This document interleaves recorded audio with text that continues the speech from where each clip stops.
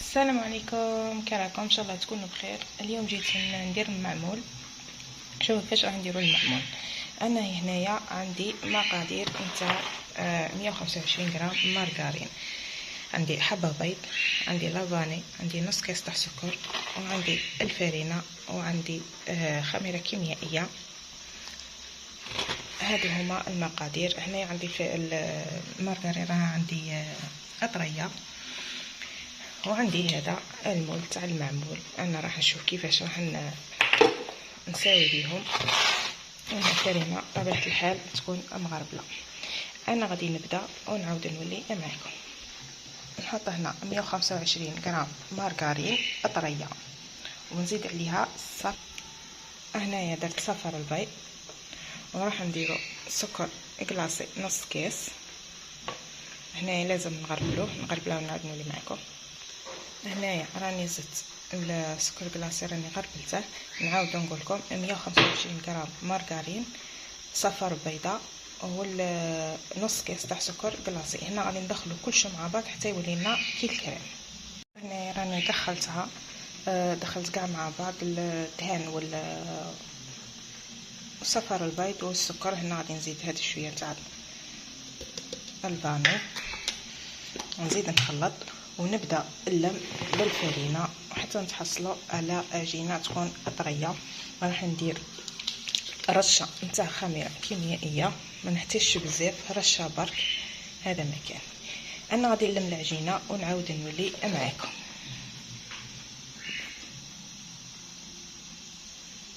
وهنايا شريت، هذه هي العجينه اللي تحصلنا عليها، تكون طريه ما تكونش ناشفه.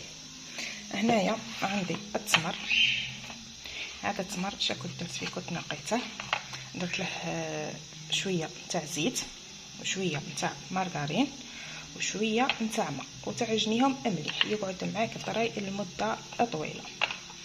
وهنايا عندي شويه تاع جنجلان، انا طحنته، عندي غير الابيض بطبيعه الحال هذا المول.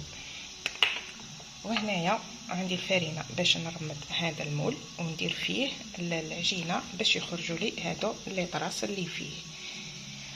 وهنايا راه عندي الميزان باش نوزن بها العجينه. انا نوزن العجينه ونقول لكم شحال خرجت لي.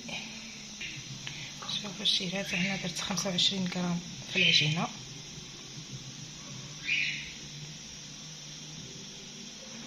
نديرو 25 غرام في العجينه،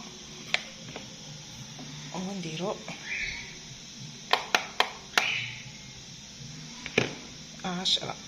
15 غرام في الحشو. انا غادي نكملهم كاع ونعاود نولي معكم. شوفوا هنا الحبه كيفاش خرجت لي ظريفه، ما جاياش ثقيله.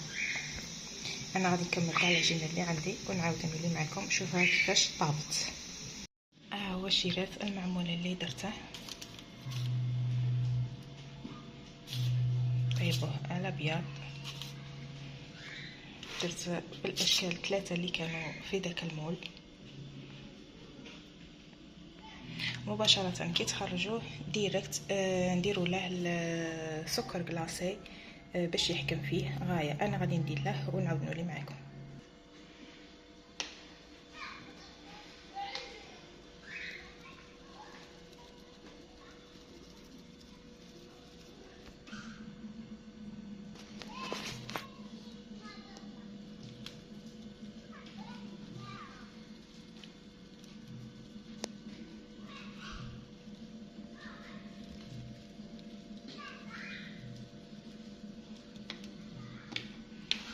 بشيرات، هذا هو كيما سكرته قدامكم. واذا شفتوا مازال خاصه كي تبغوا تاكلوه ولا تستهلكوه ولا تزيدوا له عادي، راه يحكم فيه.